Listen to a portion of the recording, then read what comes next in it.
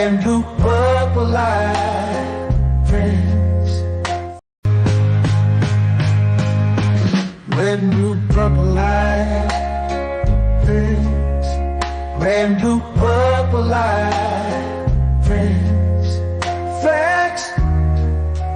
Brand new purple light, friends.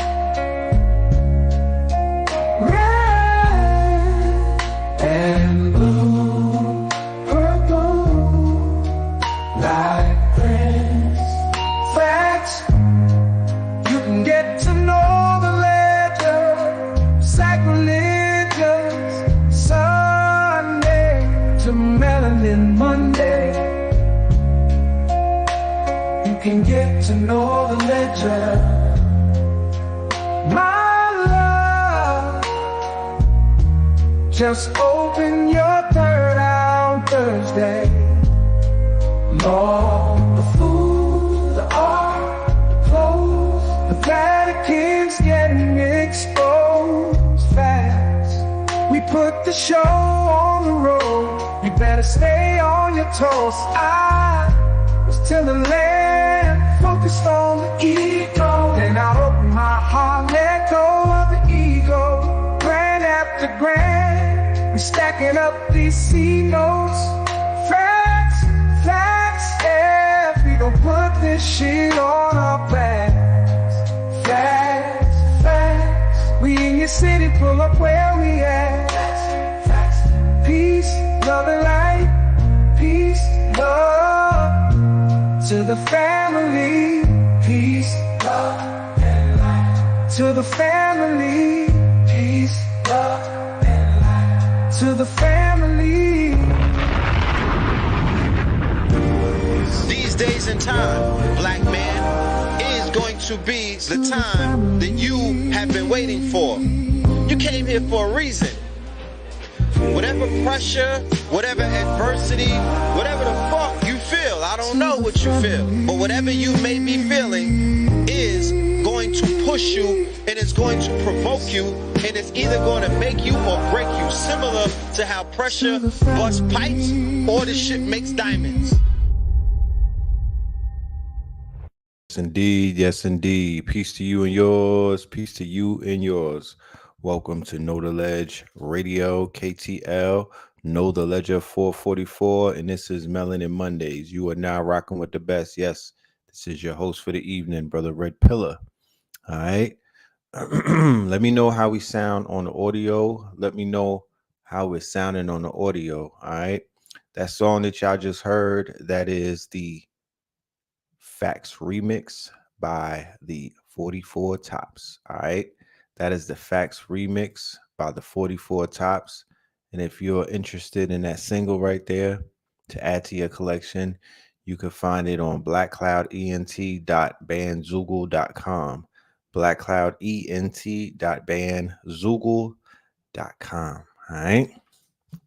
So how's everybody doing this evening, this fine Monday evening? How is everybody doing in the building? Shout out to everybody pulling up. All right. I see you. I see you. You know what I'm talking about? We're going to have a fire show tonight. Let us go ahead and do the roll call. Let's see who is in the building. All right. It's only right. Let's see who is in the building. You dig? All right. So we have San Jose. Okay. Shout out to San Jose. Shout out to San Fran. Shout out to Akron. Shout out to Jersey. VA is in the building. Detroit is in the building. All right. Shout out to Philly in the building. DC in the building. We got more VA, Tampa, Oakland. All right. New Haven, H-Town, Phoenix, New Orleans. We got Gwinnett, the ATL. We got Ireland. We have the Virgin Islands. We have Nibiru tapping in. Bull City tapping in. Chicago, all right. T-Dot tapping in. West Phoenix, Texas, Brooklyn. Shout out to everybody in the building. Brownsville, Sanford. All right. You in Daly City, hella Bay Area. Okay. Okay. Motor City in the building. Hartford. Shout out to Hartford. Shout out to Southern Illinois. Trinidad and Tobago. All right. The Caribbean family. Shout out to the Miami family. Baldwin Hills. Okay, now. Salute to everybody, man. You know what I'm talking about? Salute to everybody. Shout out to everybody that was with us last night. We did an impromptu show. We popped up and we did Sacrilegious Sundays. That was a good build. You feel me? We was chopping up game. If you did not listen to that show, make sure you go ahead in the archives and tap in with Sacrilegious Sunday. That was a very informative broadcast that we did last night. So do yourself a favor and check that out when you finish listening to this broadcast. Okay. So with that being said, all right. Shout out to the Bay. You know, it's been ages since I've been to Oakland. Ages. I'm talking about a long ass time. You feel me? What's going on in Oakland? How's everything going on out there? Cause it's been a minute since I've been out there. You feel me? I know they had their little struggles and whatnot, but shout out to them and whatnot.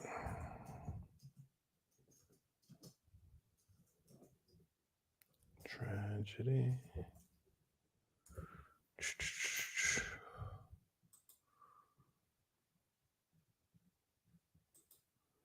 They stay with the best trees. Is that right? Is that right? You got the Twitch up and running? Yeah, I'm streaming from the Twitch right now. Allegedly. I have the Twitch page attached to this stream. Shout out to all of the Twitch family. As the days go by and as we get into winter or to get into the winter season, more than likely, I'm going to begin to pivot more into the Twitch paradigm and start dealing with that, giving that a little bit more attention. And like I said, I'll keep everybody updated as to what's going on with the streaming platforms. You know, it's a little bit different than the typical YouTube world, you know. So I'll let everybody know what we're doing. A lot of immigrants. Is that in Oakland that you're talking about? A lot of immigrants. Mm-hmm. Yo, Red, the world is on fire right now. Every day is some shit happening. Yeah, yeah.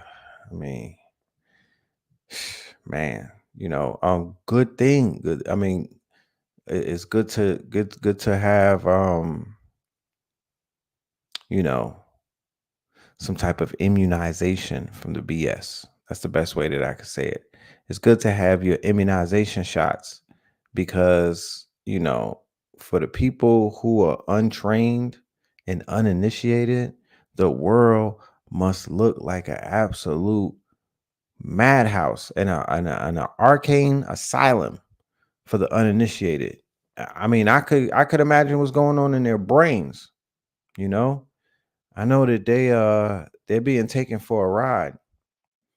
But for those of us who've been in class and been preparing for this since last year, yeah, we're just sitting back with the popcorn.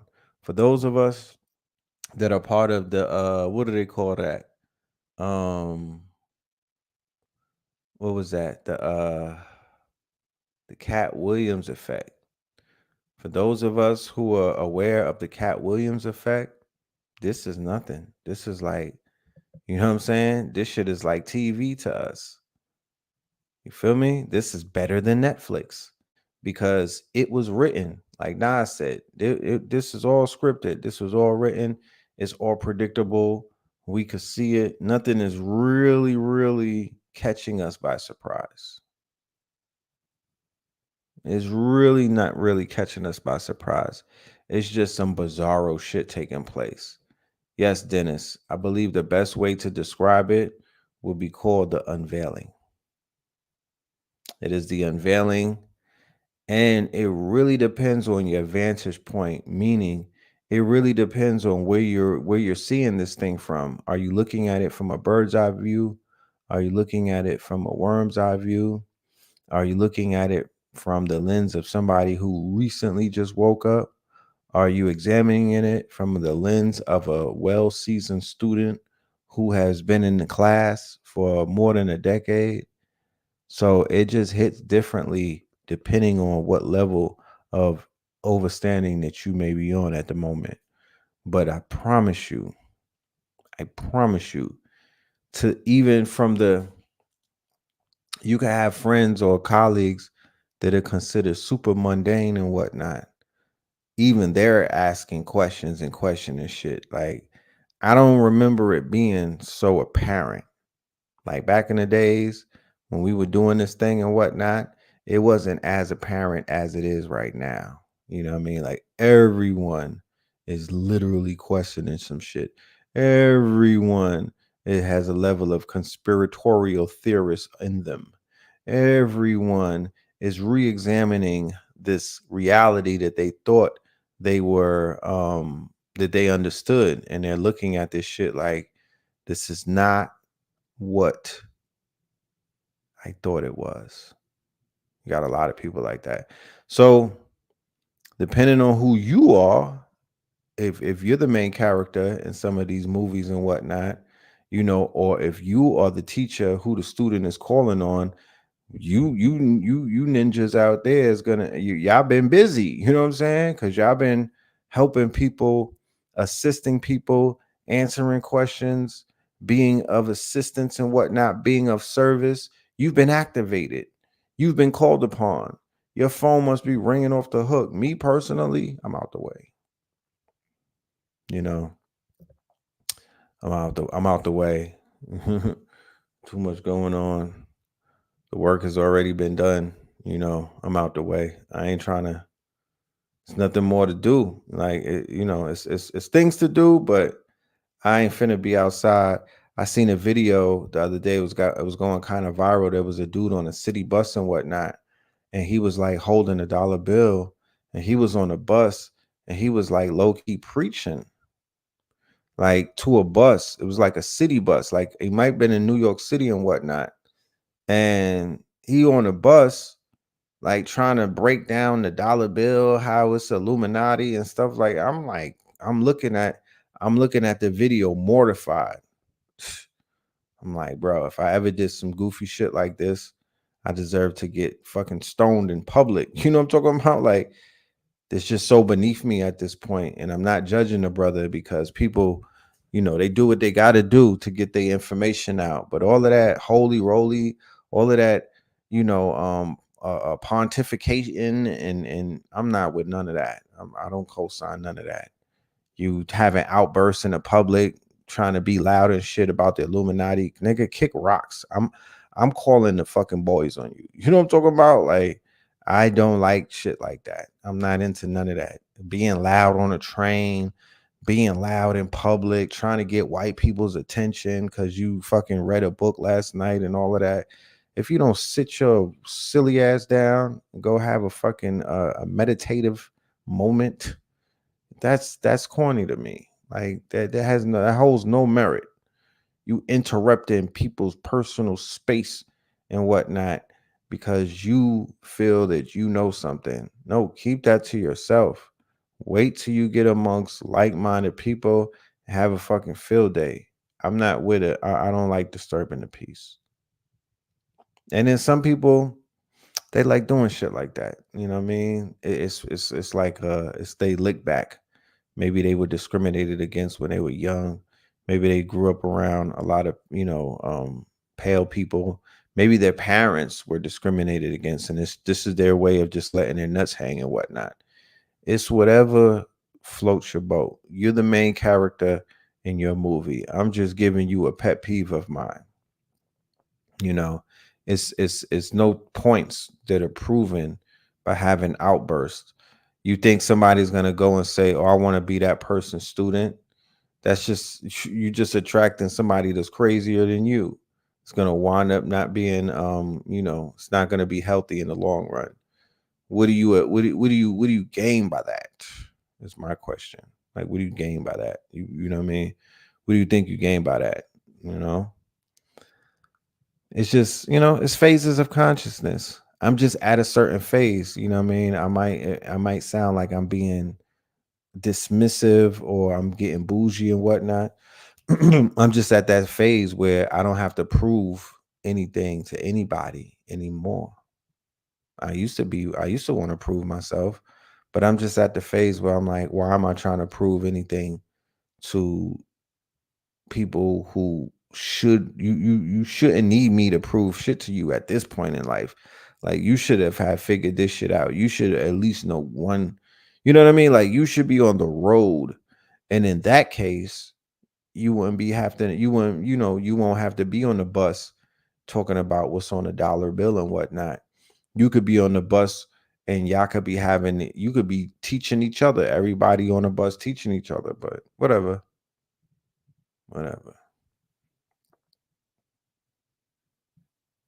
Kamala and Trump trying to scrounge up votes in Detroit. Been here heavy. Yeah, they all in they heavy on the trail right now. This is the countdown. The pressure is pressuring. You know, the pressure is pressuring. They got Donald Trump flipping fries and shit. Fake McDonald's video. He had the McDonald's and whatnot. You niggas was getting hungry watching him serve up the Kais and that chicken whoppers and whatnot, or the chicken Big Macs. You know what I'm talking about? I mean, that's so that did something for you? I'm wondering, did that do something? Because once again, it's just more, it's like feed 'em cake type shit. It's just more feed 'em cake. You know, I'm not impressed. I'm not impressed at all. I can't wait for this shit to be over.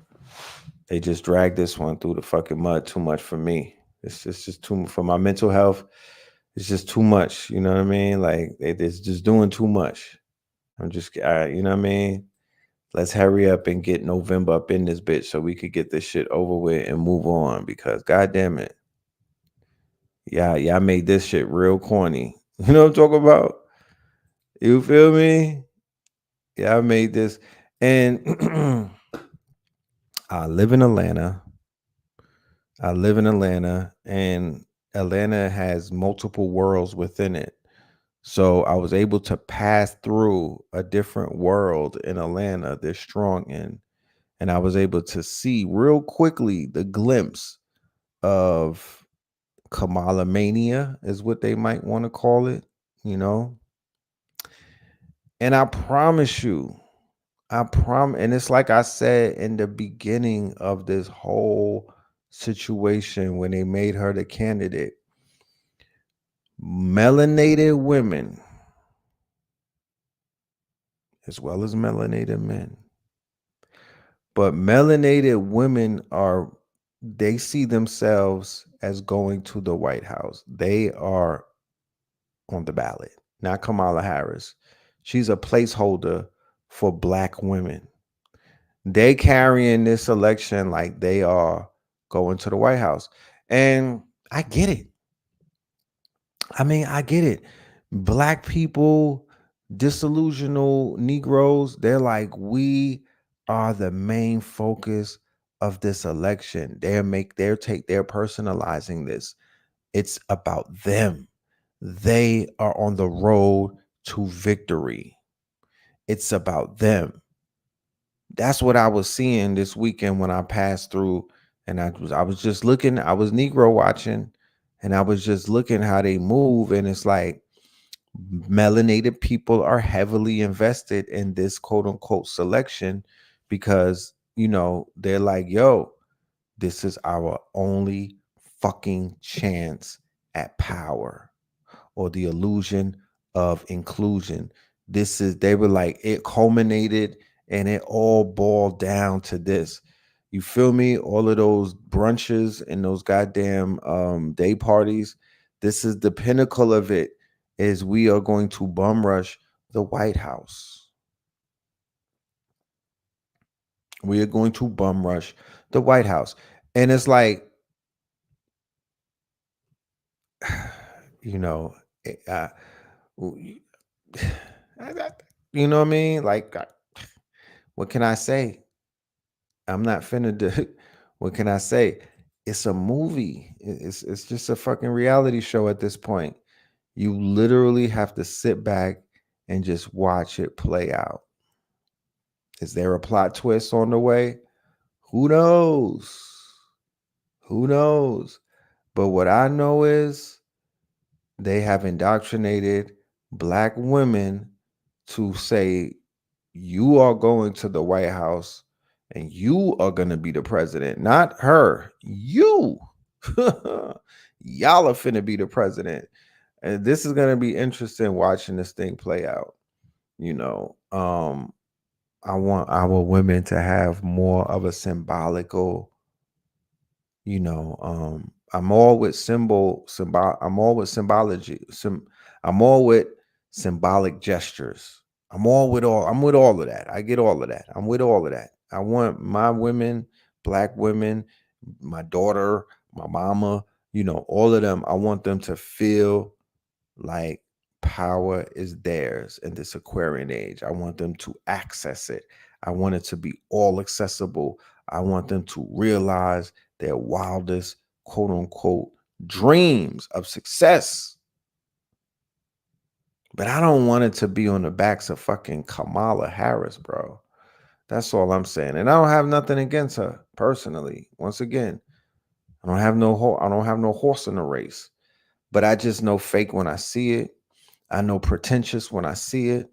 I know fugazi when I see it. You feel me? I know scripted. I know it when I see it. This is that's all I'm seeing. And I know that this woman is going to let a lot of people down, and that more than she's going to lift them up. I know a bait and switch when I see it. You feel me? And I just know feel goodums. It's a feel good type of thing. We just want to feel good. Like Holly Berry said in Monsters Ball when she was eating the ice cream. She just wanted to feel good. You know? And it's still part of the matrix. It's still part of the fakeness. It's still the yellow brick road. It's still not real. It's the clearest illusion that y'all could muster up at this point, but it is not real. So at the end of the day, I'm not for the feel goodisms. I'm not for making something appear real that's not real. It's not real. So I can't co-sign it. I can't stand behind it. I'm sitting back looking at it, eating the popcorn and laughing and whatnot. But this is a culmination of that fake fantasy world that our women and this culture has promoted. And our culture gets behind a lot of shit that's not real. Our culture pushes and promote mad shit that's fantasy.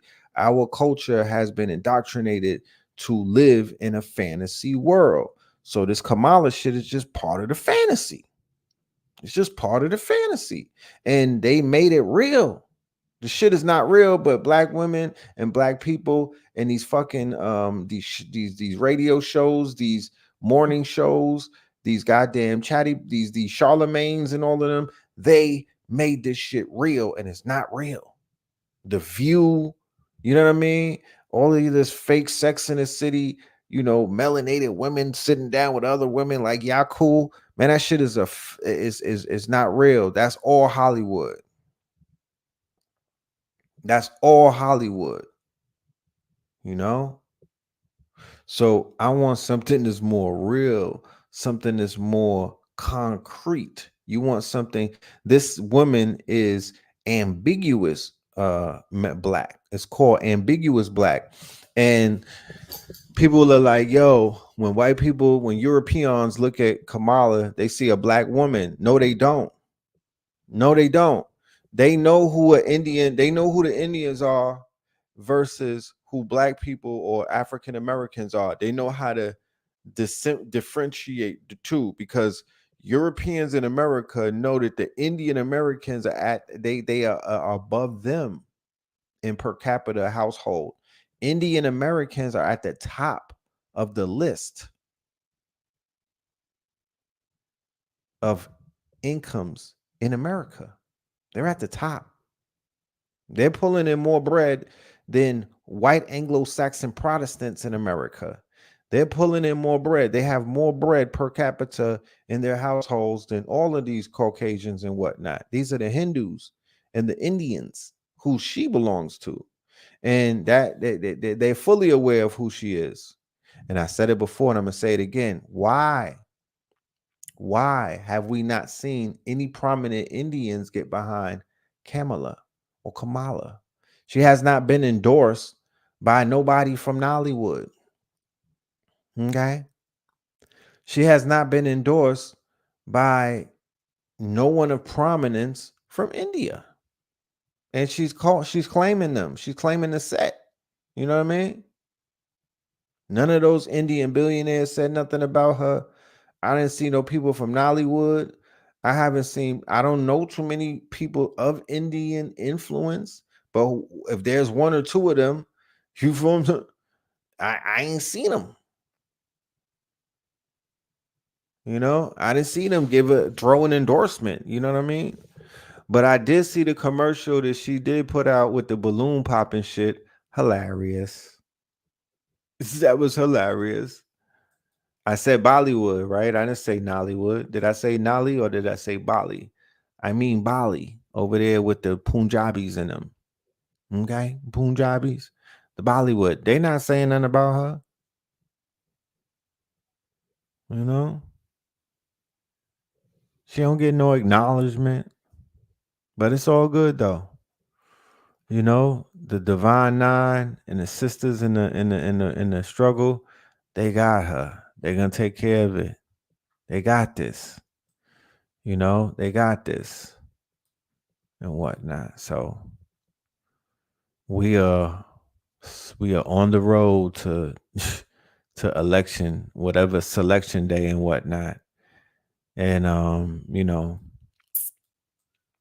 they said based on the polls, what the polls, what's the name of that thing again? What's the name of that crypto betting thing? It's the poly something. Is it poly market? There you go, poly market. Okay. So according to poly market, let's go to poly market. Oh my goodness. Remember, people is making money on poly market. This is like considered to be the most legit type of tingamajing. And boom, there they have it. There goes poly market. You know, who's been making money on poly market that's in the audience? Can you enlighten us about how this shit has been working for you? You know what I'm talking about? But there you go. There you go. Poly market. That's where people are really putting money down. This election, they said, is going to be a big bag to make. A big bag. You know? But there you have it. You know, there you have it. I feel that all of the swing states where they had a chance to basically get their weight up and whatnot, they didn't do a good job. This is the Democrats that I'm talking about. They didn't do a good job. They flopped when they dropped the ball on a hurricane, Helen in Asheville and other places, and then they let that rumor spread. Yeah, I got to see that show too. Judge Joe Brown on Candace. Candace is becoming a likely villain. You know, she's a villainous hero. If Kamala gets washed on November 5th, Candace Owens' stock is gonna rise stupendously. Man, her stock is gonna rise stupendously. You know, I did say that she's the Harriet Tubman for bed wenches to help the sisters make it over safely. when they cross the border into Pleasantville to be amongst the mayonnaise. You know what I mean? She's the one with the underground bunker that's gonna get you through the border.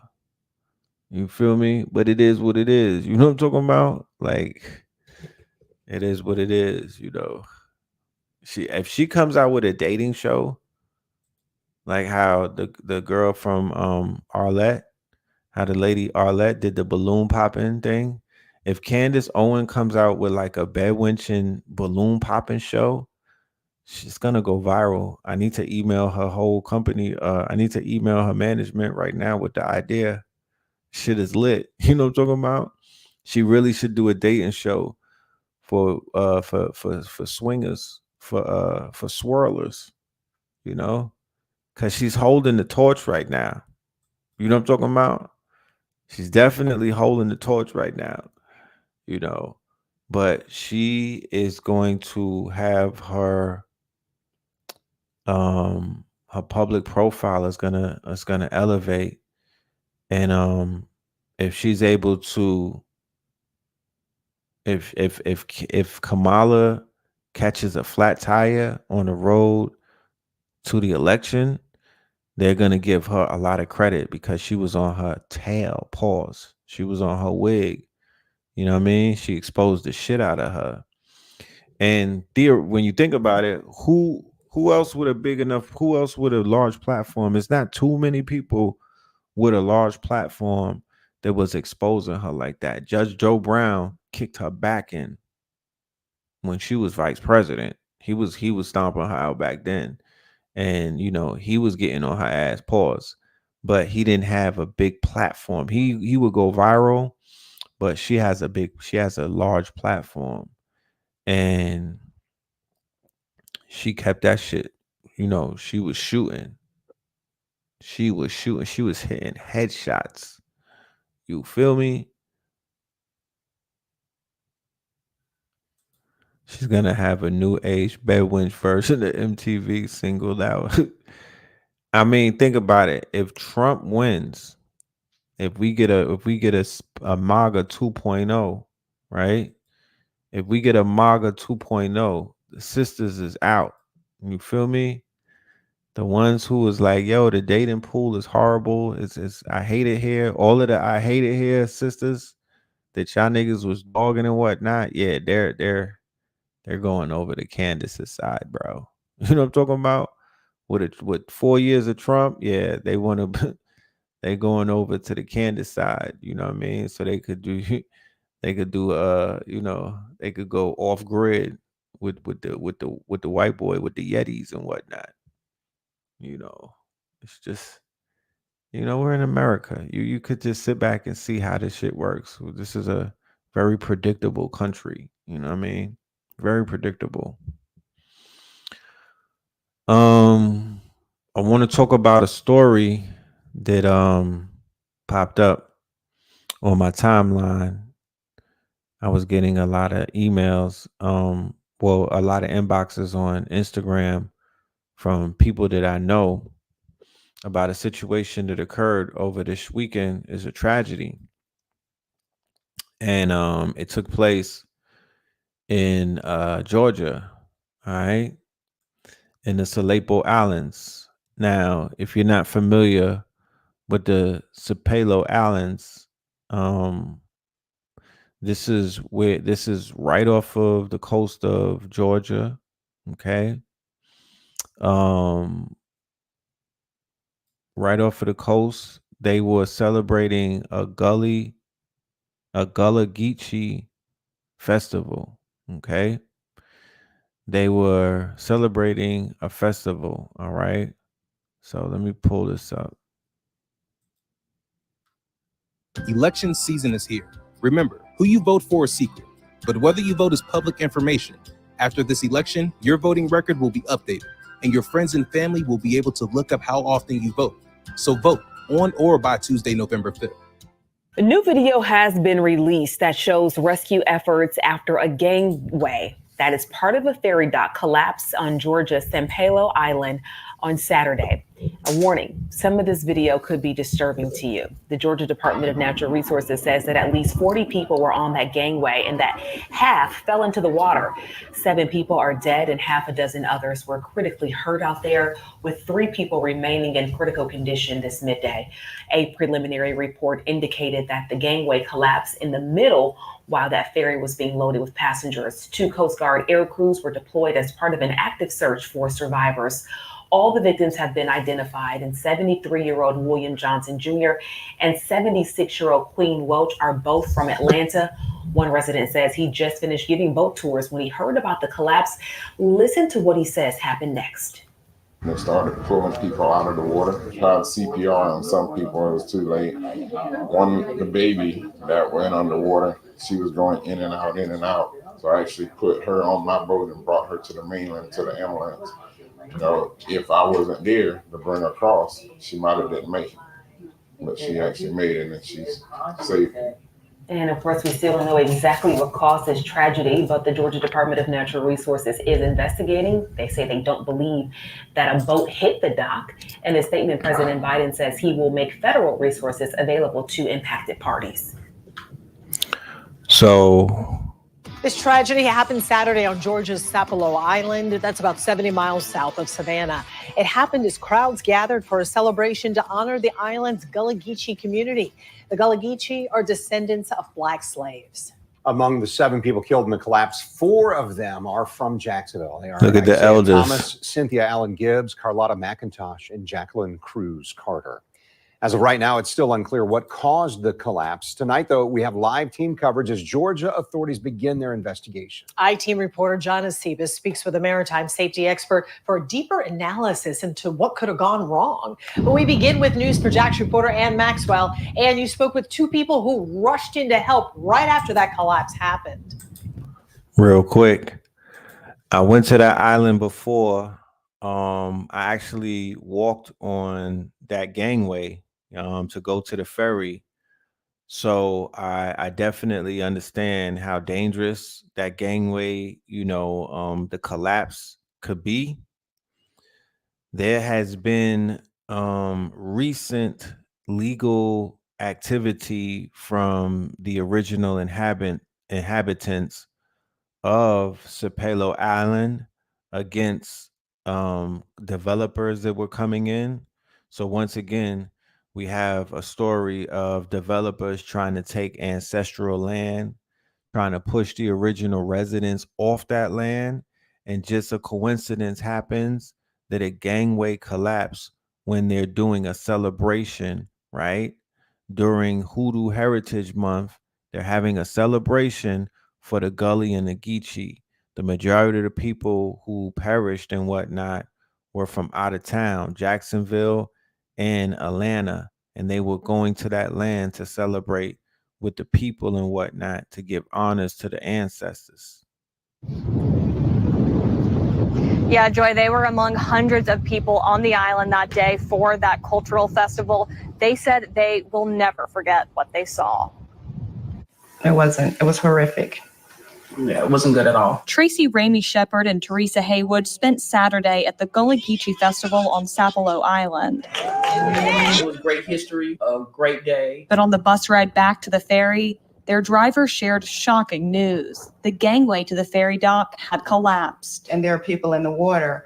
And Teresa and I were like, wait, what did you just say? There are people in the water, and we were like, no, we have to go because we're first responders. They didn't hesitate, running and then catching a ride a few hundred feet to the scene. The first thing Ramey Shepard noticed was the ferry. There were people standing, but there was no way to get onto that ferry. They were like standing on the rail, and the plankway wasn't there. And then we looked down the beach, and there were people in the water. There were bodies laying on the shore. With mud sucking down their feet, they rushed to help who they still could. I went farther down because there were people probably like a football field down the shore from the pier that were in the water. People were pulling them out. So I was triaging people. Are you okay? Can you breathe? They estimated the gangway had collapsed just minutes before their arrival. Do you know how long it took first responders, with the ambulances and all that to get there? Your adrenaline's pumping, but it seemed like it was at least 10 minutes before I actually saw a lifeguard boat. I know I had been working on a guy 10, 15 minutes. A young lady did come by with an amber mask, and that was the first person I saw of medical. Aside from that, I don't recall seeing anyone on the shore.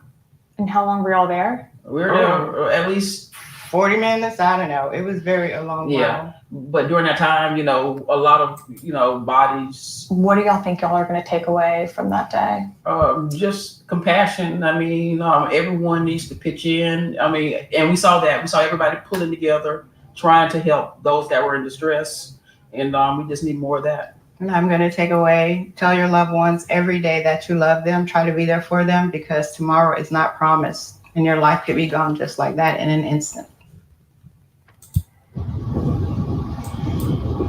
Still emotional for them days later. The commissioner of the Georgia Department of Natural Resources credited bystanders like them with saving lives. He said DNR had 40 staff members out there that day, one of the busiest days of the year on that island. He said search and rescue efforts were joined by assistance from the Coast Guard and local sheriffs and fire departments with boats and helicopters. Yeah, they don't want our people on that island and whatnot.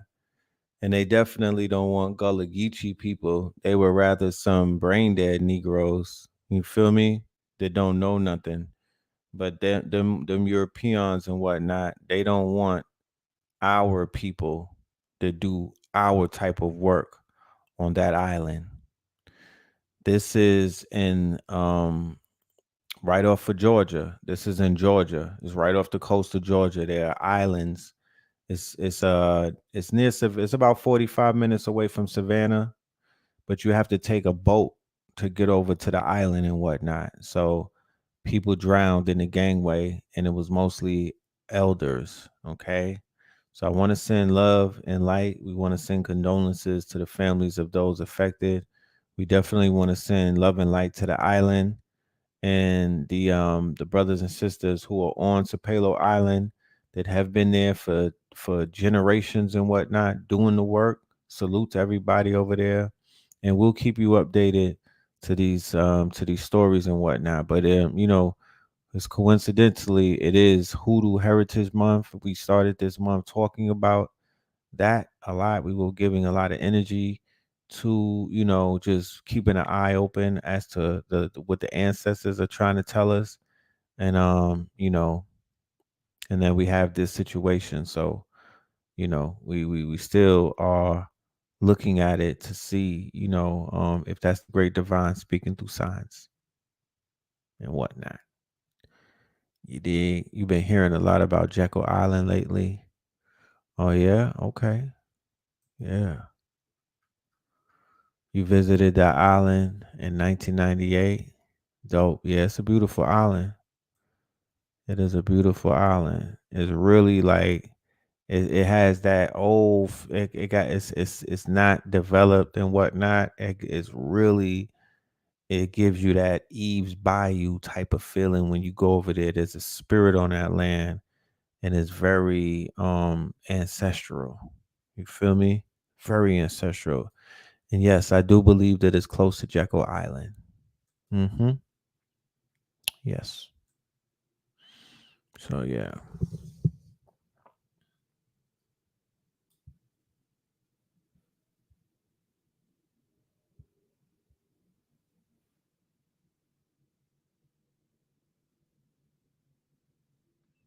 The ancestors are making way for something new. They did say it was the elders that went for the most part. Yes, that's that's something that you have to keep in mind. It's definitely something when you see something like that. Like I say, I'm looking at the symbology of what I'm reading through. I'm looking at the symbols that are being shown and whatnot. So, yeah.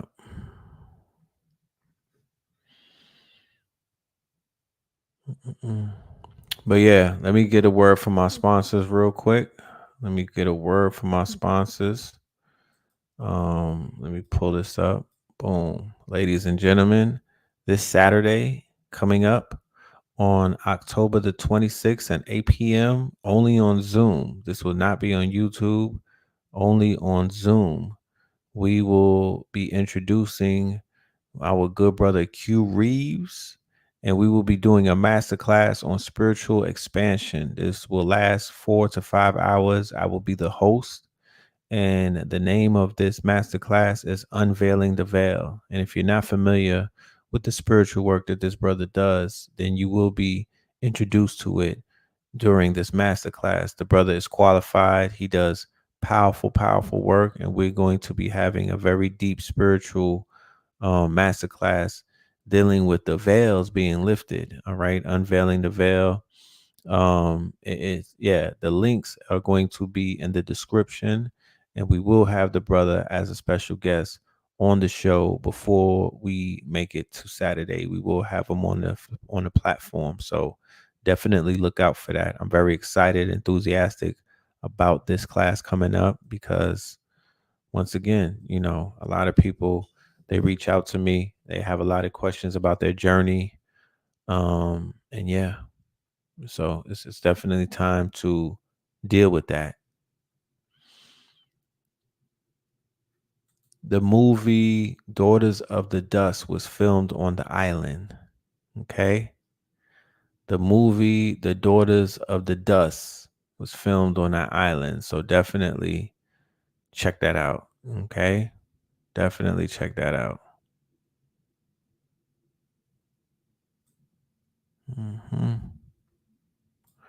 They pushed the descendants of slaves off of Jekyll Island. Yeah, I read that. I definitely read that. You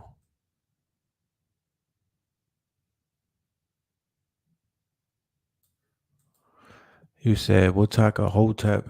See, you got to clean your ears out. You know what I'm saying? Hygiene is always best, because I didn't say voodoo. I said hoodoo. This is Hoodoo Heritage Month. And if you know anything about the Gullah and the Geechee, that is something that they practice. Okay.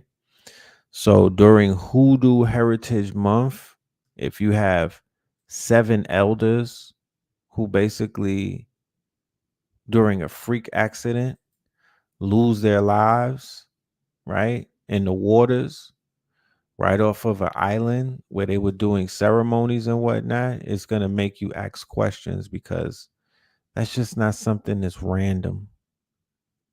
It's just not something that's random. So it's important to be an astute student and understand that there's a huge difference between voodoo and hoodoo. Okay. So the hoodoo correlations is the fact that anything that you see going over there in Sapelo Island is dealing with hoodoo. You got to know the territories, Okay. So that's what that is. There was also a priest that made transition in that accident, a white man, a priest. And that was random. You know what I mean? Like, what is a white priest doing there? So still questions to be answered. And we'll keep our ears to the ground and see what comes about. You feel me? We'll see what comes about. Yeah. No, you don't, it is what it is. Is hoodoo a type of magic? Yeah, in a sense. It's what the people in the South practice. Y'all getting it, people in the South are into hoodoo.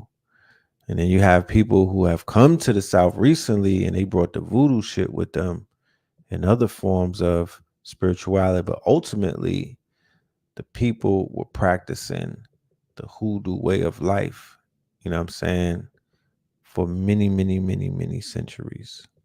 Okay. Maybe, allegedly even before the Europeans came through here. Yes, native to North America. So for the grandmothers that many of us have who said to us that they were from this land and they had their quote unquote practices, and they did a lot of things that were dealing with the land. Like they knew how to heal you, and they knew how to summon certain type of quote unquote remedies and things of that nature. That had a lot to do with that. Okay.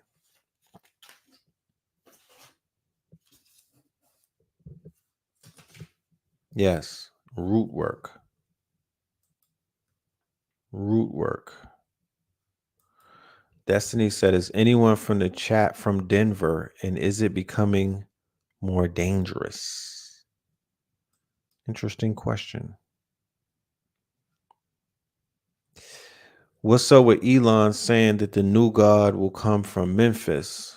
Yes, I did see that. I also, let's pull up some Elon stuff, because this Elon shit is very interesting. He's definitely showing his hand. Elon.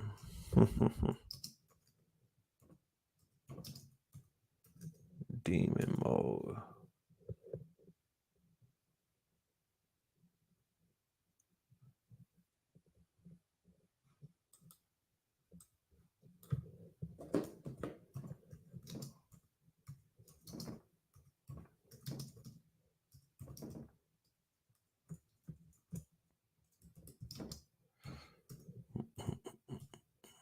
Give me 1 minute. What you mean? So he's sitting with Jordan Peterson. Okay, that should tell you enough. That should tell you all you need to know.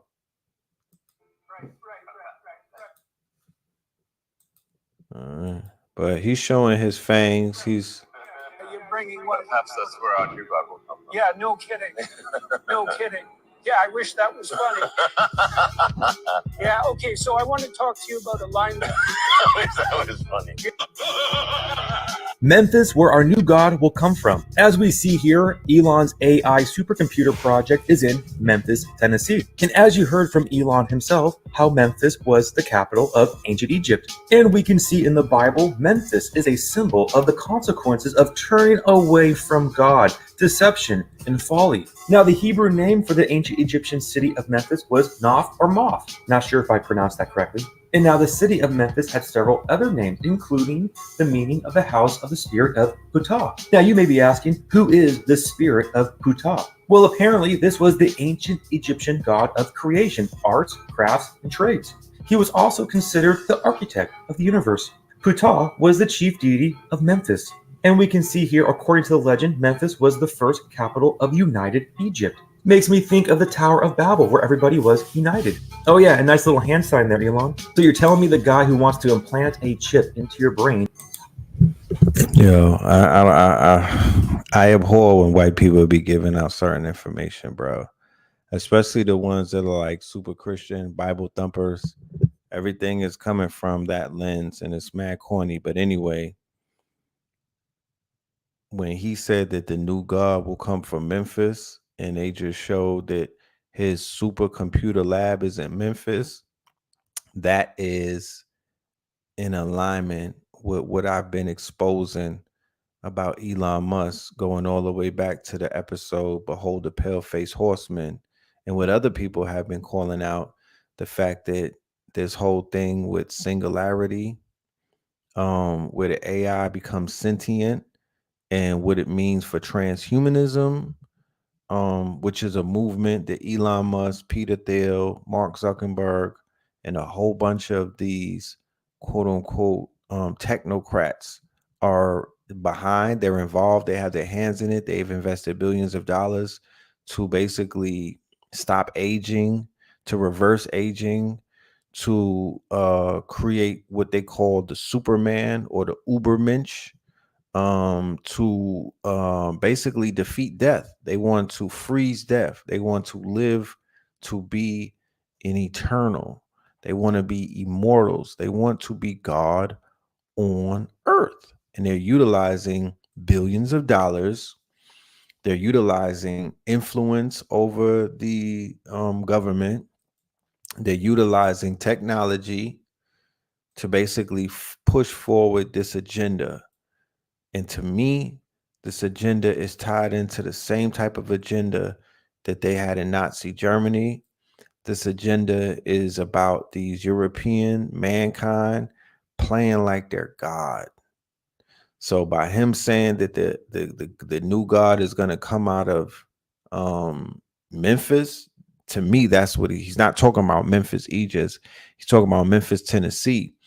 And whatever this Ultron or this AI that becomes sentient, it will be an antichrist.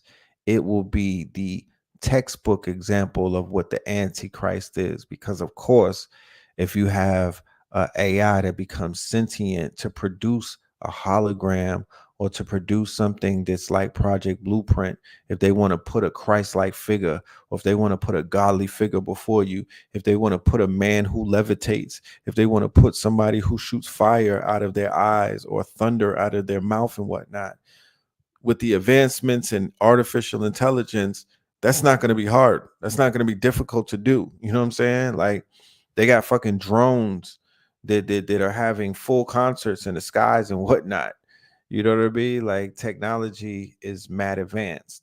So whatever the antichrist, for all of you Bible thumpers and the people who hang on to that book and you hang on to the words of that book, whatever the antichrist in your book, it's in alignment with the AI when it becomes sentient, like Skynet or Machine City from the Matrix.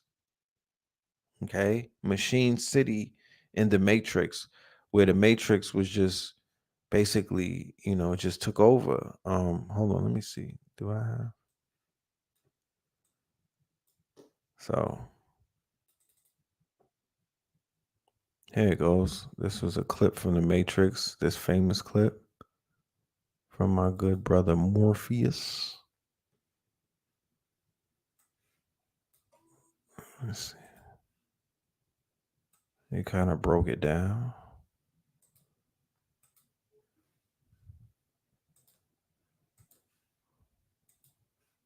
Have only bits and pieces of information, but what we know for certain is that at some point in the early 21st century, all of mankind was united in celebration. We marveled at our own magnificence as we gave birth to AI. AI? You mean artificial intelligence? A singular consciousness that spawned an entire race of machines. We don't know who struck first, us or them. But we know that it was us that scorched the sky. At the time, they were dependent on solar power, and it was believed that they would be unable to survive without an energy source as abundant as the sun. Throughout human history, we have been dependent on machines to survive. Fate, it seems, is not without a sense of irony. Yeah, like all of that Neuralink, and they trying to put chips in people's brains to help them walk and see again and all of this stupid shit. Like, bruh, you know what I mean? Bruh. Like, he got the automatic cars that will pull up and pick you up and drive you around. Yeah. What about when you stop paying that car note though? That shit's gonna drive you right to the goddamn Tesla factory. I'm good. I'm so good. I might get the robot. I'm just saying. I might get the robot to do some of the, to roll up some weed and shit like that, and clean up the office. But other than that, I don't know. I'm not geeked out on no goddamn on no Elon Musk hype. Go somewhere with that. I see pure bad vibes from that man when I look at him. Pure bad vibes. Nothing to be excited about. He's definitely not one of us. And whatnot. How many people read how many people were able to read the article with Kendrick Lamar being interviewed by SZA.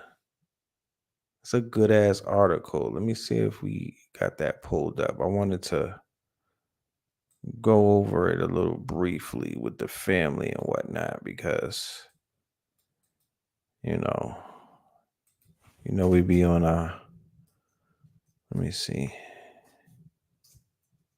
Kendrick.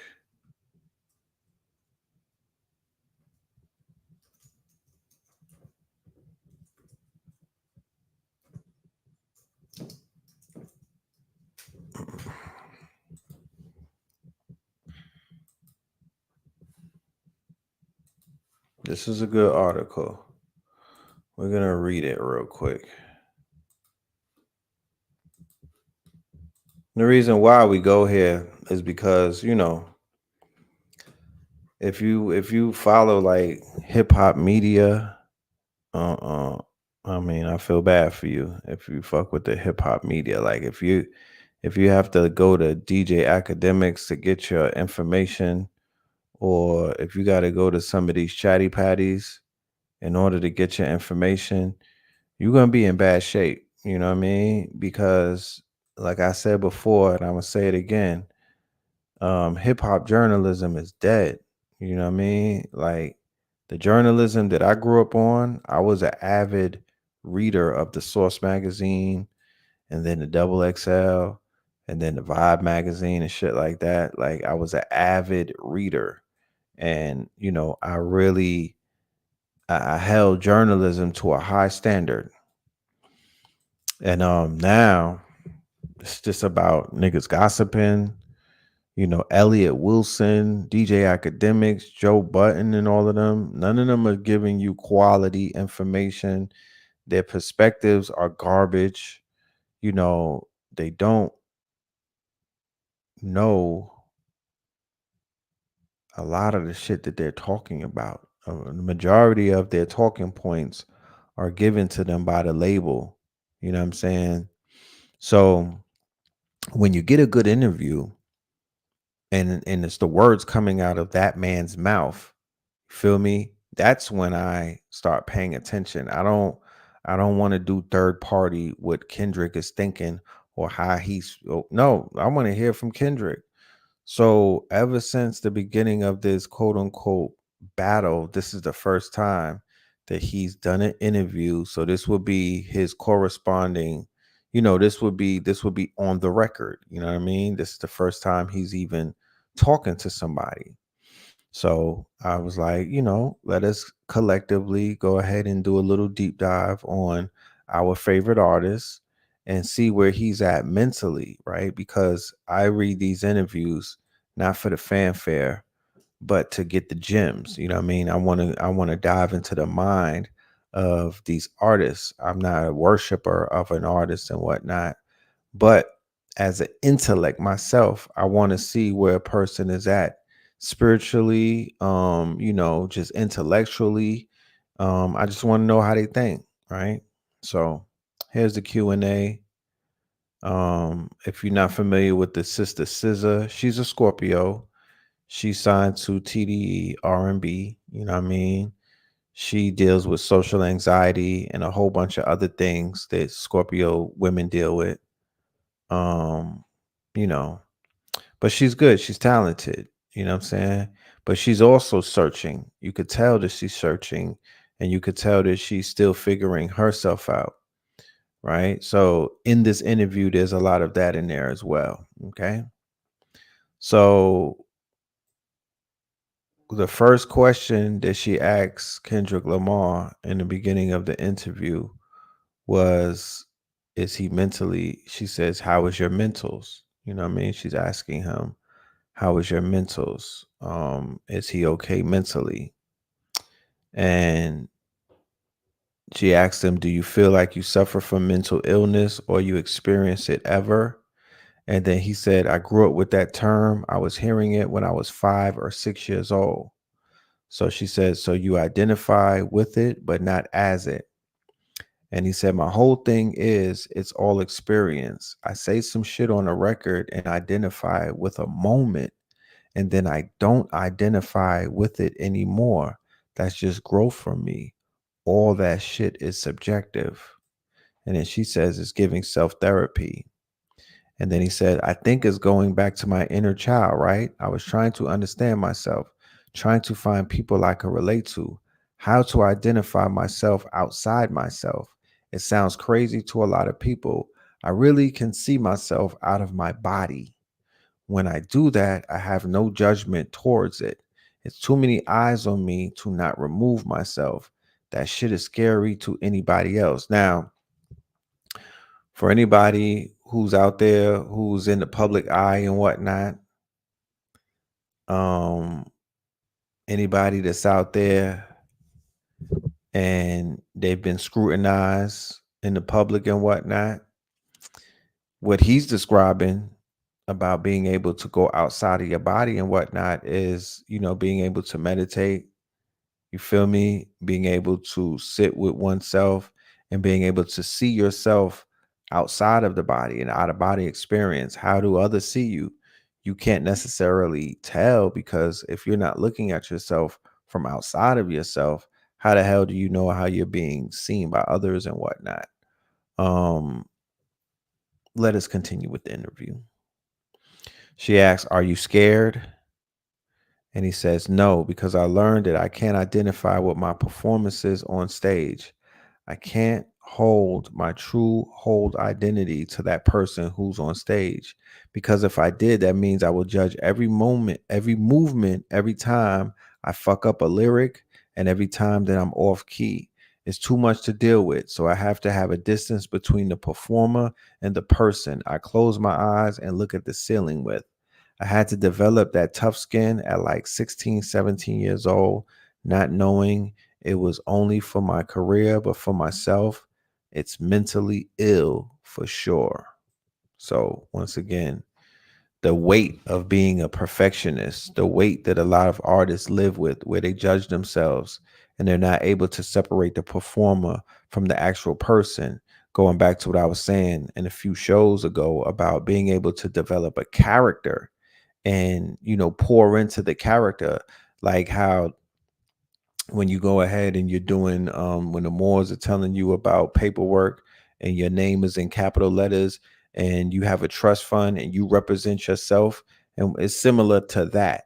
Like as a character on stage, that's the vessel, that's Kendrick Lamar, that's Kung Fu Kenny, that's the performer. But the performer is an extension of Kendrick Lamar Duckworth, or Kendrick Duckworth Lamar, the person. They're not the same people. The performer, or the artist for that matter, and the person are one of the same, but not the same person, if that makes any sense. And sometimes, because you're your worst critic, you are going to judge yourself more than anybody. Yeah, the straw man. You're going to judge yourself more than anybody may judge you. So sometimes you have to not be so critical on yourself when judging yourself, not be so harsh on yourself, because what that creates is self-sabotage. That creates an ill think that fucks up your aura, because now you have negative thoughts of yourself.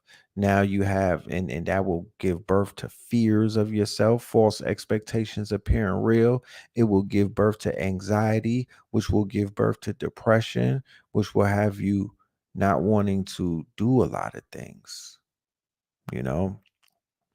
But this is a very private man.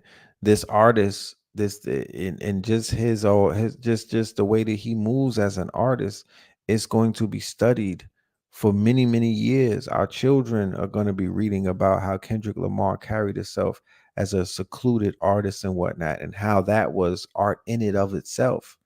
Okay. The fact that he's able to stay out of the way. Okay.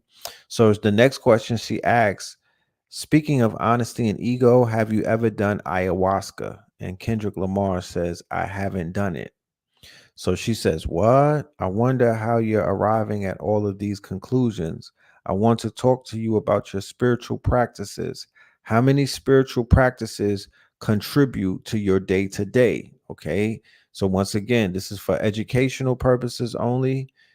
This is to share with the audience about some of their artists and how much in alignment these artists may be with your integrity, with your character, with your morals, with your values. You feel me? With your virtuosity. Because, ever so often, many of us, we are on certain type of paths, but these artists that we claim to love and these artists that we slow key like follow or live vicariously through, they're not on the same path. Okay, they're not even having us strive towards anything because they're not on the same type of road that we're on. Now they dangle these other artists in front of us that are like superficial, that have these trinkets like jewelry. You come to find out later on the jewelry was fake, the car was rented, the house was rented, the girl was rented. You know what I mean? So they dangle all of these fake things in front of us, and then people are chasing fake and wonder why they fake.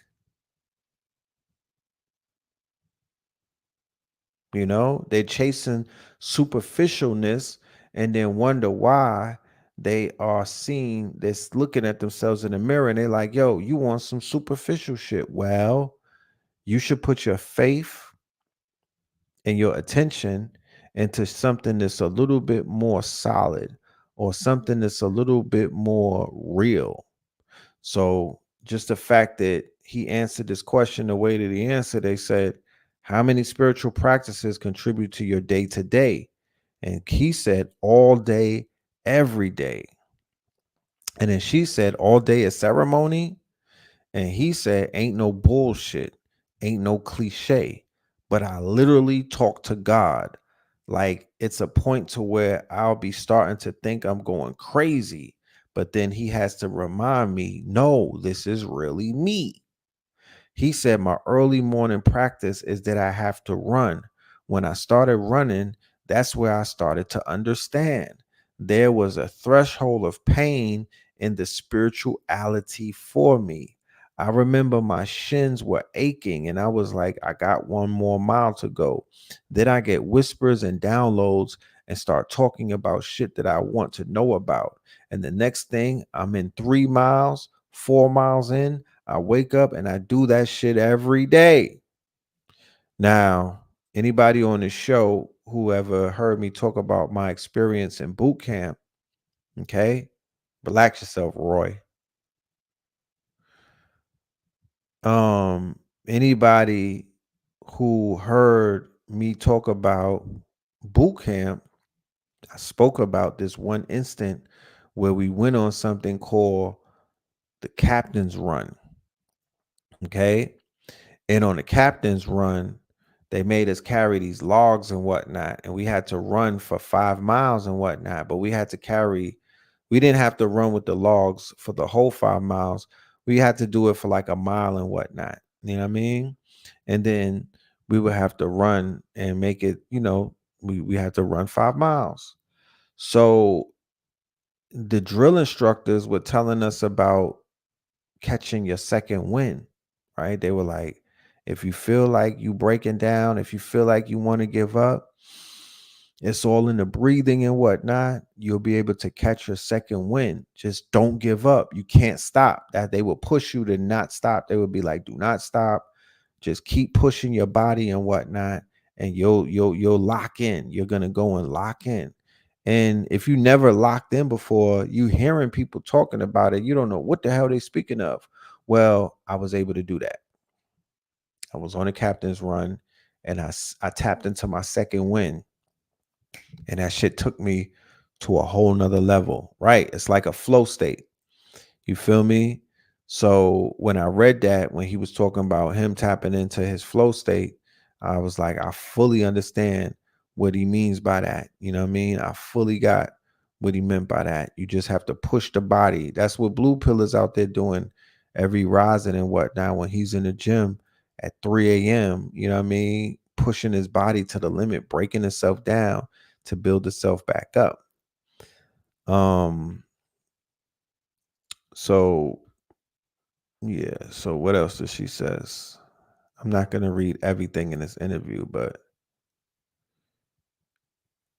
he's going through a lot of trauma. He's a human being who's processing a lot of childhood trauma and going through it still with all of this success, with everybody talking about, how talented he is, and he's still dealing with childhood trauma. So let's read about it.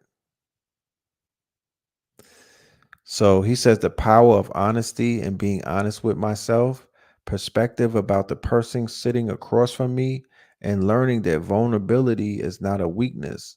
The last one probably been one I'm still developing. Okay. So she said, which one is the hardest? And he said, the last one. And she said, why? And he said, we talk about our childhood. I hate going back to that. It's traumatizing. My pops, he was tough. He was militant. As far as every day you are expected to go to work, take care of your family, get back up and do it all over again. Being a man type shit, right? And he never showed no weakness. He never showed any emotion that can garner a one up from the person sitting across from him. And I learned to experience that, not knowing I had them same traits, right? But for what I do, there is certainly no growth without vulnerability. If I understand the power of vulnerability earlier, I would have had more depth and more reach to the guys that were around me in the neighborhood coming up. Remember, we talked about depth with the good brother Q Reeves a few shows ago, right? When we talked about 4 dimensions and we said that depth is the 4th dimension.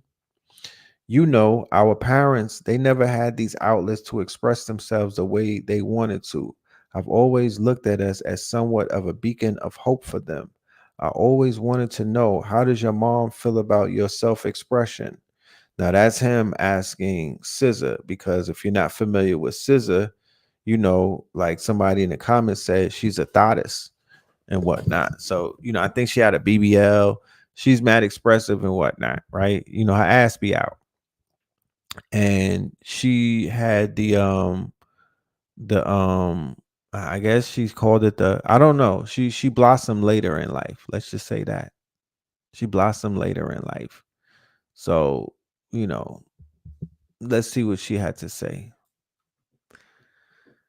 She said, my mom grew up dark skinned in the 50s. My mom's integrated schools in St. Louis. She made herself smaller to be polite and non problematic Audrey.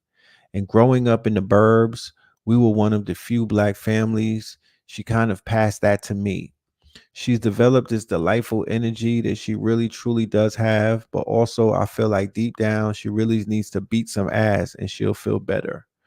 When she told me about how she spends so much of her time monitoring herself, people be like, oh yeah, we are our ancestors' wildest dreams. When you talk about it's time to vote. But but she said, I'm my ancestors' wildest dream because I could be a bitch and I'm okay with that. Because my mom's wasn't allowed to be a bitch in her space or in white spaces. And I feel like that's my duty to literally get in here and be like, I'm going to do what I want. And that was profound when I read that, because when I read that, I literally could kind of see that behavior in people that I know. Like I could see what she means. Like, and this is no disrespect to anyone. I'm not being facetious at all. But like when I see, I've been in certain places where Black women they get loud. SZA is a Scorpio. SZA is a Scorpio. I be in places where Black women come together, like at brunches and shit like that, and they'll get super loud and they'll show their ass. I've been on vacations and whatnot on cruise ships, and women, sisters was showing their ass, and they was letting it all hang out. And in my mind, I was like, I wonder if they're doing this because they were taught, like in school and other places, that Black people had to be quiet around white folks, or Black people had to be demure. You know what I mean? They had to keep their heads down and they had to be small. So it's like, is this new trend where our people are real brash and loud and big in public? Is that a result of that? Is this a psychological thing? You feel me? I'm just wondering. And once again, I'm not being facetious. I'm not pointing fingers. I'm not being accusatory. I'm not generalizing. I'm not being misogynistic. You feel me? But I noticed that. I've peeped that. And my friends' mothers, they wasn't like that. Like when we was coming up, my friends' moms, they wasn't loud, they wasn't boisterous, they didn't wear blue hair. You feel me? They didn't do the things that I see the adults of today doing. So it's like, are they doing are the women of today popping their shit because their parents couldn't do it? You know it's gonna turn up when if Kamala becomes president, right? You know, it's gonna be 10x.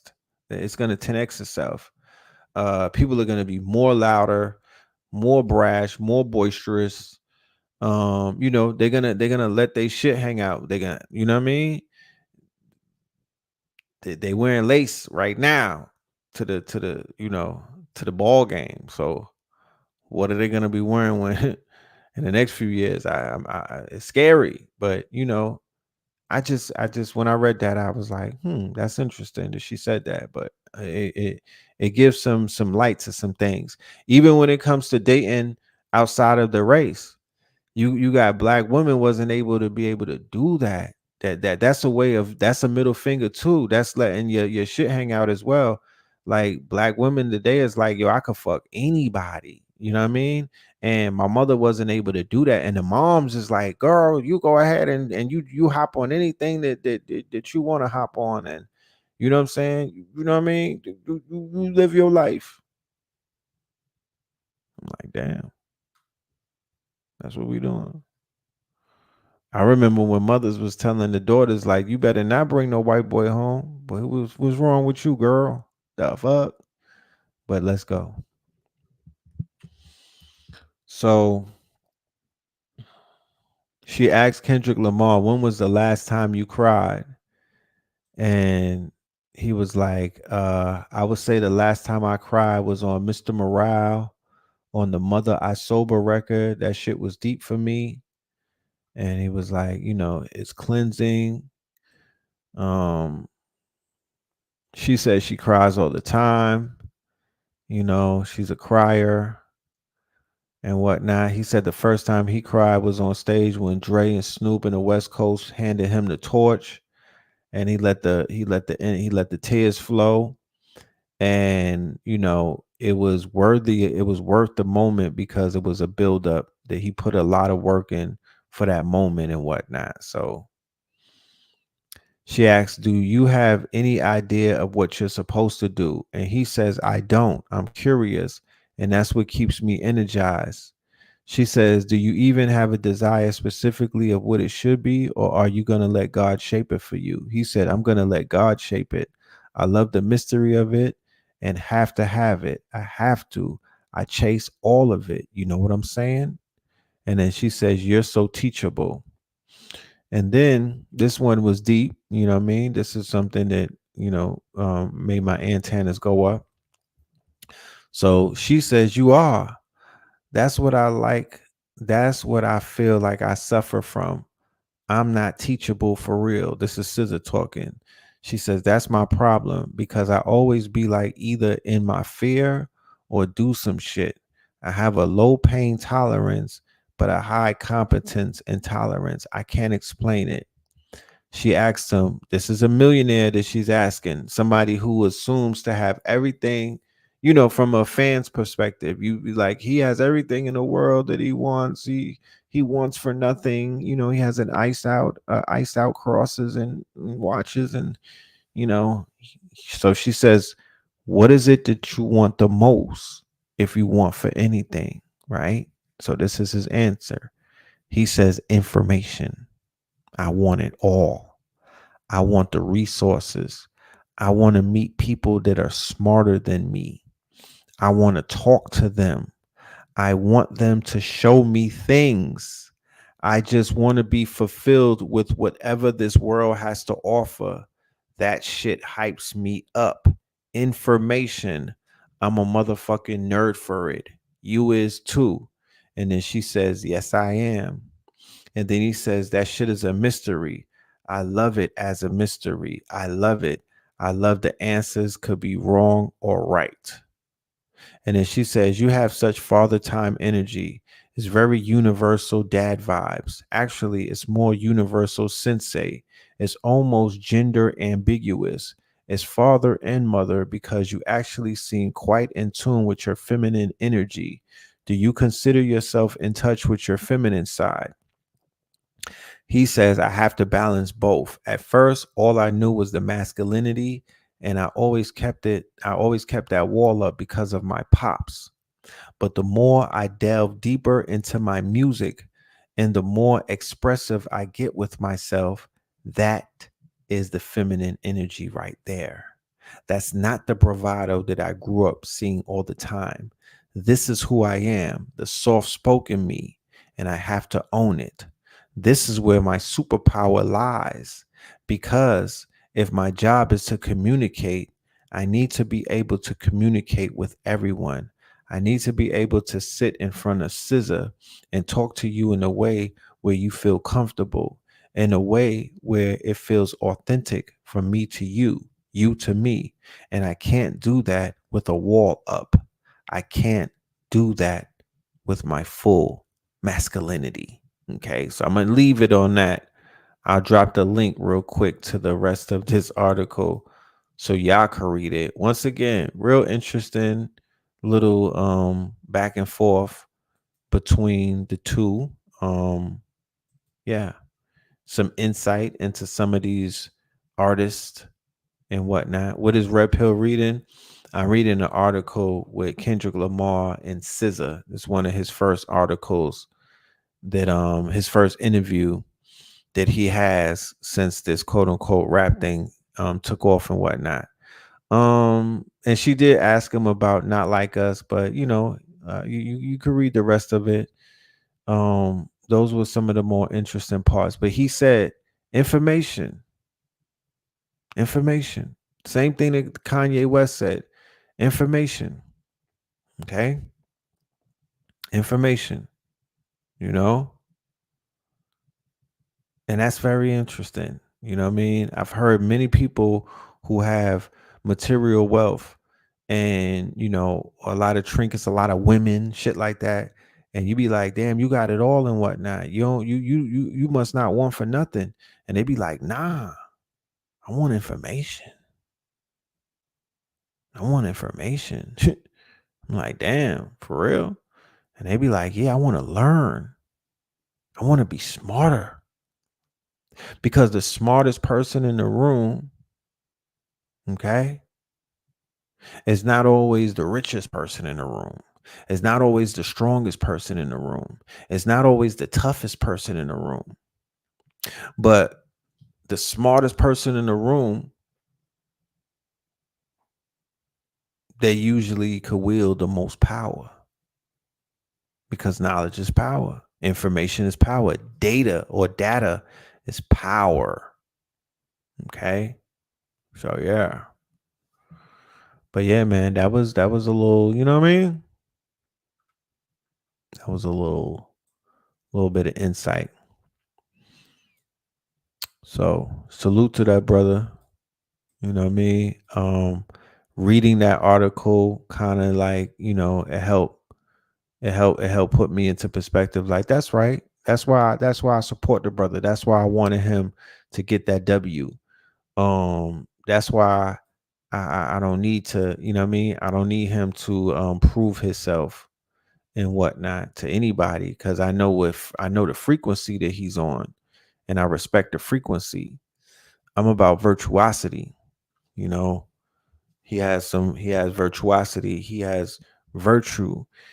If I were to follow him blindly and live vicariously through him, I wouldn't be in jail. I wouldn't wind up in the hospital sick.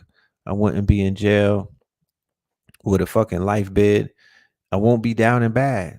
He will lead me to a better place. If that's something that I choose, I'm not following him, by the way. I won't follow him. But if that was the case, because I know that people be following these artists blindly, you feel me? Tooth and nail. Niggas follow Future. your ass is gonna be grass. You follow the drill rappers, it's not going to end well. You follow some of these city girls and whatnot, you might wind up in a bad predicament. Fuck around, you know what I'm saying? It could be some lonely nights. But if there's some of these artists out here who are upstanding and whatnot, they stand for something, it's not a sin to follow them. You know what I'm saying? It's not a sin to begin to fashion yourself after some of the moves that they made or the virtues that they represent.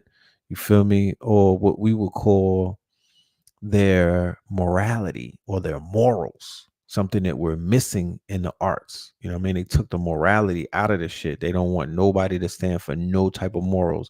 They don't want no one to have moral compasses. They don't want anyone to stand up and preach morality. They just got niggas preaching religion and other fucking fruitless things, but they're not standing on strong morality, strong virtue, strong values, and living it. That's why for any, going back to the earlier sentiments that I was sharing about this woman, Candace Owens, right? Regardless of how people are not agreeing with some of her stance, the way that she thinks and whatnot, she's killing that shit in terms of rebranding herself as a mother, a married mother who has these Christian values and whatnot, and she's just standing in alignment with her virtues and her modesty and her morals. We could call it bullshit, we could say it's cap, you feel me, but it has more weight. It's more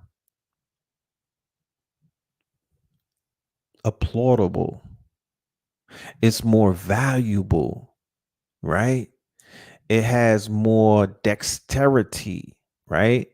It's rooted in something more pure than the shit that other women who may be of different lifestyles are pushing to the people and whatnot. You feel me? Like what's her name? Is her name Tokyo Tony? Put Tokyo Tony and Tia Kim and all of the aunties next to Candace and her not who she is, not what she said about George Floyd. The shit that she's representing, she's giving you a lifestyle. She's selling you a lifestyle that you might not realize you're being sold and whatnot. Underneath, she's giving you a lifestyle. And she's giving you, she's selling you a character who represents a certain type of mind state, but a certain type of lifestyle. You feel me? Put the fucking baddies. You know what I mean? Put the girls that be online beating each other up next to Candace Owens, what she represents versus what they represent. Yeah, she's married to a Caucasoid. We know this. She's part of I just told niggas before, she's the Harriet Tubman of bedwenches. You understand? She got the Underground Railroad to take the sisters away from you niggas into the arms of they Snow Kings. That's her job. You know what I mean? She has the Underground Railroad to help sisters divest. You know what I'm saying? She's a necessary evil. She's a necessary evil. I don't agree with it, but it is what it is. But it is what it is. You feel me? She represents a large contingency of melanated women, if you don't know this. You know what I'm talking about? There's a lot of them. And you'll see them pop out depending on who wins the election. You'll see.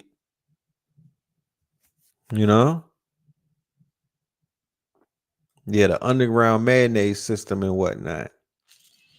But you don't have to be married to no white man to even be about your family, about values, about virtue. That's where the bullshit comes in. You know what I mean? Like she could have been with a melanated man who stand on business And she could have been giving out the same type of energy. It doesn't have to be the fact that she's with a snow king. You know what I'm talking about?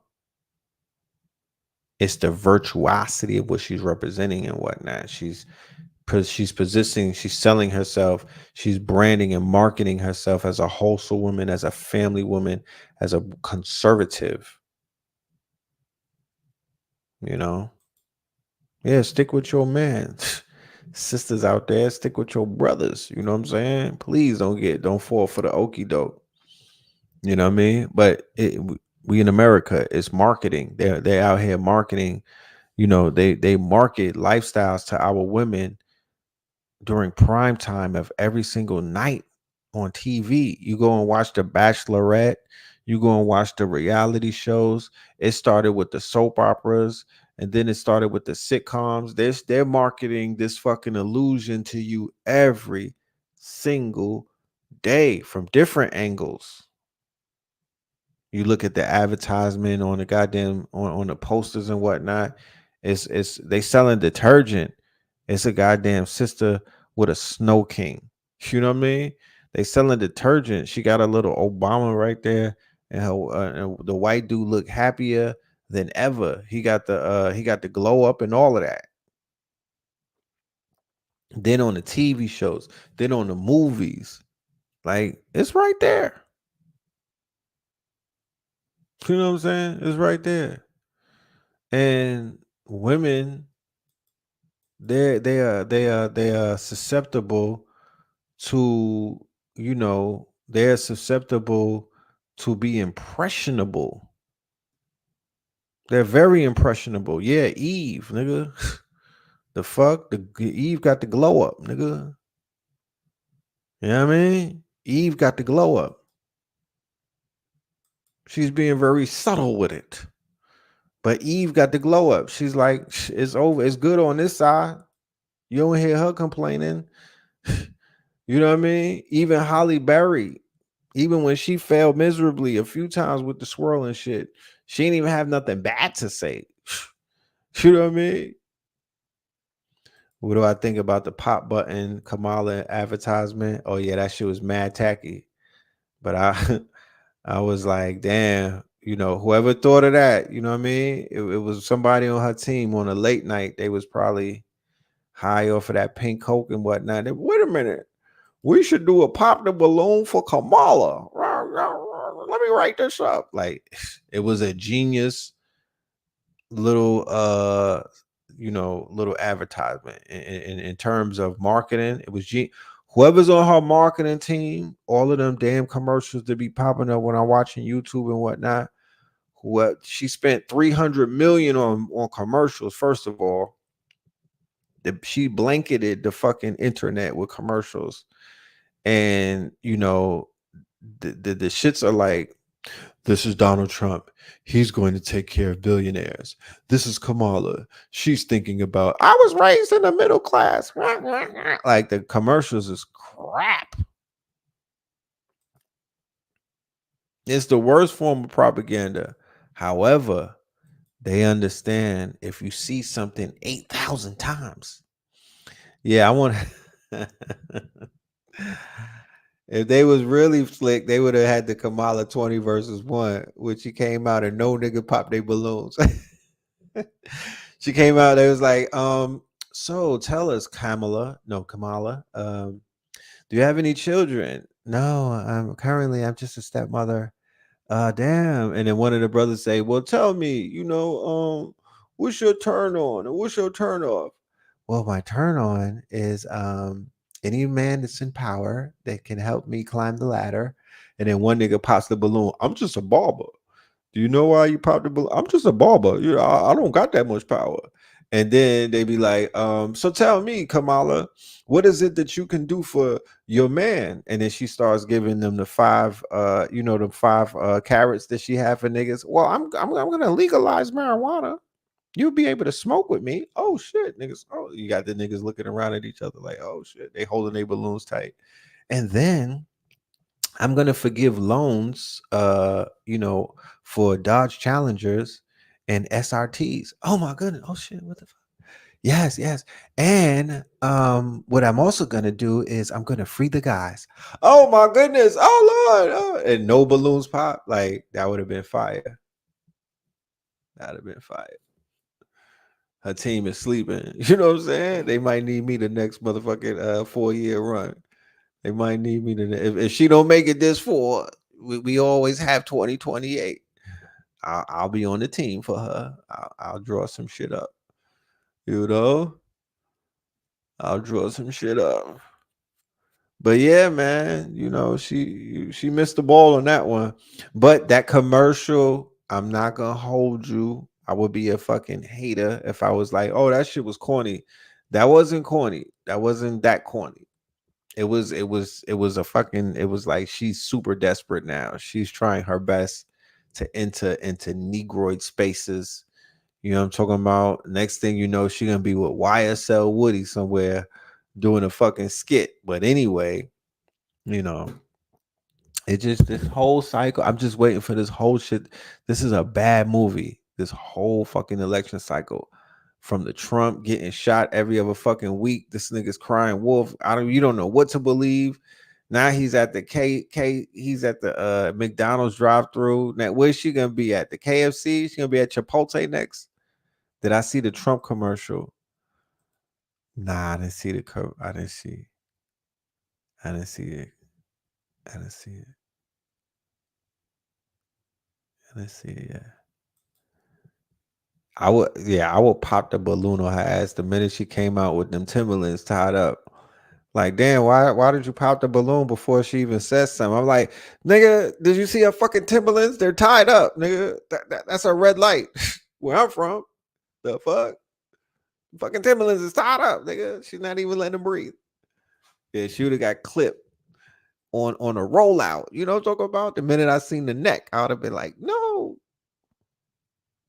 But yeah. Yeah, man. That's your girl, man. Y'all make sure y'all go early vote, you know? Go cast that vote. Get it in, you know what I'm saying? Don't play with it. You know what I'm saying? Don't play with it. You know what I mean? Complete the fucking mission. That part. You know complete the mission.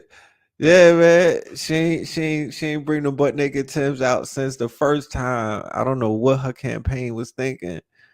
If she really wanted to appeal to niggas in Brooklyn, she would have had Biggie spray painted on them Tims and brought them back out. You know what I'm saying? She dropped the ball on that one. She dropped the ball on that one, buddy. You know? How long is this election? They said November the 5th, but they said that they're gonna take a few days to announce the winner and whatnot. So they're just gonna keep people on the edge of their fucking seats. I don't know why. You know what I mean? I don't know why.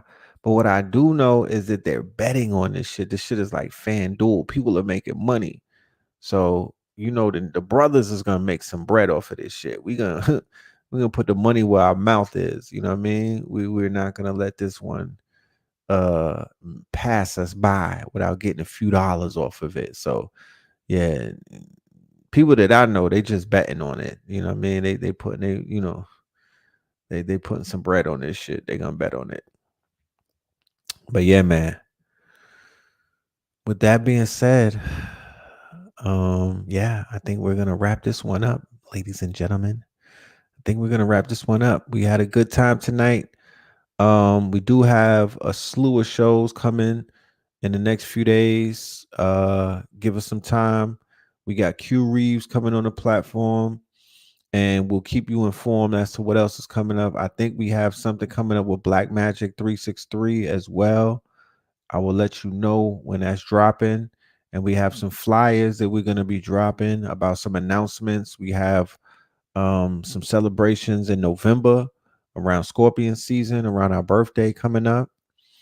Yeah. So I'm gonna let you know what will happen if the election is canceled. I don't know. If nothing's gonna happen on my end, I'm gonna just bet on the World Series. I'm gonna just bet on the World Series. I'll be okay. You know what I mean? My thing is this: if it's canceled, just stop the commercials and the text messages. That's my shit. Just please stop with the fucking commercials and the text messages. Can you stop interrupting one of my YouTube shows, my nigga? I'm looking at Trap Law Ross and fucking Kamala's popping up talking about did I vote yet? And they got this new shit talk about if you voted or not, your family and your friends and fucking strangers on Instagram could pull up your records to see how many times that you vote. Nigga, you should do it now. Okay? You should go and pull it up right now since you niggas want to be so nosy. You can see I'm not with the system. Okay? I'm not with the system. The fuck? They out here blowing up my phone. How did you get this number? You know what I'm saying? They in my DMs. That's how invasive they are. You feel me? They are in my Tinder DMs. Like, shorty, what are you doing? Like, why are you here? Why are you here? You know what I'm saying? Then they trying to make it seem like, oh, we gonna find out if you voted or not. Like, are you threatening me? The fuck? Is this a veiled threat? Like, are we sending shots, nigga? Are you an op? Like, what are you doing? What are they talking about? The fuck? But yeah, man, I'm waiting for it to be done with. We need more new entertainment. I think BMF season 3 is coming back. Like, let's speed it up, guys. You know what I'm talking about? Let's speed this up. But with that being said, I am out of here. 44 Tops. This is the Facts remix. Peace, love, and light to the family. Oh yeah, real quick. Let me see. Gotta let y'all know we have the new hoodies. We got the new hoodies that dropped on the Mart 125th. All right. We got free shipping. I believe over $75. There's free shipping. All right. We got the Dick Gregory. Okay. The Delberts. Got the Delbert drip. You dig? It is officially hoodie season. Turn the heater on. God damn it. Yeah. We there. It's hoodie season. We back in the building. And yeah, we got the Valentine. So yeah, we got new drip, man. Check us out. You will definitely, yeah. You're gonna love it. All right. So with that being said, ladies and gentlemen, let me give you the website for that. That's the mart125.com. All right. And with that being said, peace, love, and light. Y'all stay dangerous. All right. One. Red, blue, purple light. Red, blue, purple light. Red, blue, purple light. Facts. Red, blue, purple light. Red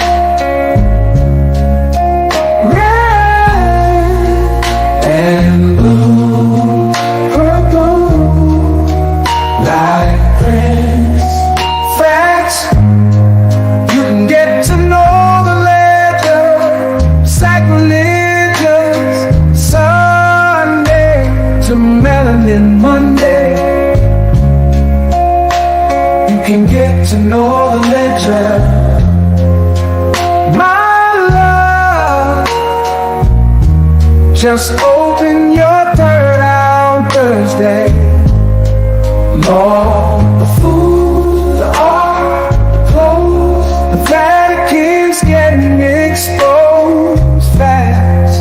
We put the show on the road. You better stay on your toes. I was till the land focused on the ego. Then I open my heart, let go of the ego. Grand after grand, we're stacking up these C notes.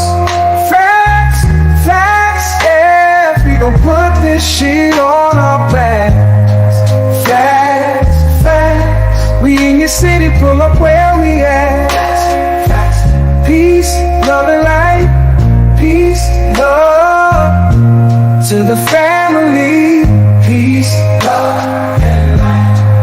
family. Peace, love, and light. To the family. These days and time, black man, is going to be the time that you have been waiting for. You came here for a reason. Whatever pressure, whatever adversity, whatever the fuck you feel, I don't know what you feel, but whatever you may be feeling is going to push you, and it's going to provoke you, and it's either going to make you or break you, similar to how pressure busts pipes or the shit makes diamonds.